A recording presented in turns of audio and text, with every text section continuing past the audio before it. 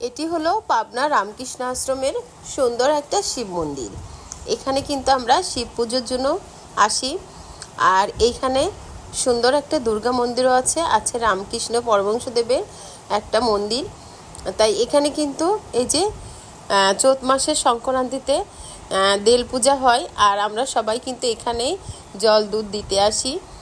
দেলের এখানে তেল সিঁদুর দিতে আসি। এই যে বট গাছটা, এই গাছটা কিন্তু অনেক পুরাতন আর অনেক মাহাত্ম্যের। আমরা কিন্তু সবাই এই গাছের গোড়ে দুধ জল ঢেলে থাকি।